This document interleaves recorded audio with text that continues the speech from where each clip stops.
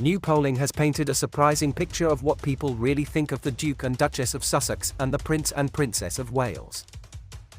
What do one-time jailbird actress Felicity Huffman, country singer Lyle Lovett and Kate, the Princess of Wales, have in common? Oh sure, they all have flowing locks and could probably do a joint Pantene commercial, but they are all also more popular in the US than Harry and Meghan, the Duke and Duchess of Sussex. As always, smash the like button and subscribe to this channel, this way you won't miss our next video in this same channel. On paper, if you're doing back of a beer coaster calculations, the US of A and the Sussexes are made for one another.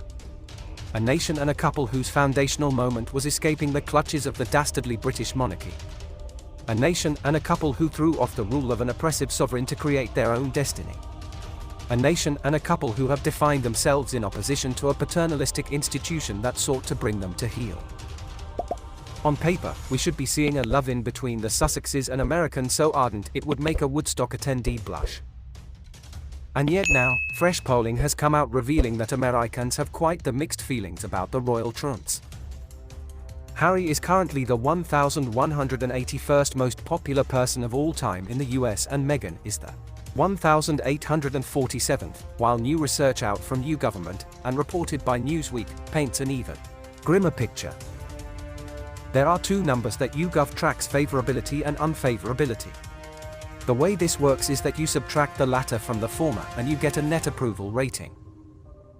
So, in the second quarter of this year, all Harry spills his guts was liked by 48% of respondents and disliked by 24%, putting him on net 24%.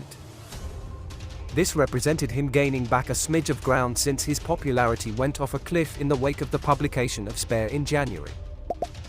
Prince William, meanwhile, is sitting at 43% favorability and 21% unfavorability, giving him a 22% net score.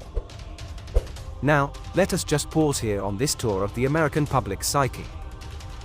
Because while Harry might be beating William right now, it is only by a hair's breadth. Hang on, that might be a sensitive issue for those boys, despite every accusation, claim, and deeply unflattering detail that the Duke has lobbed at his brother.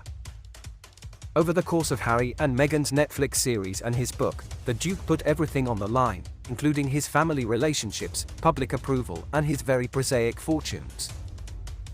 Oddly, outside of the safety of the royal cadre, vast estates don't magically pay for themselves. Who knew you had to pay to heat a swimming pool, huh?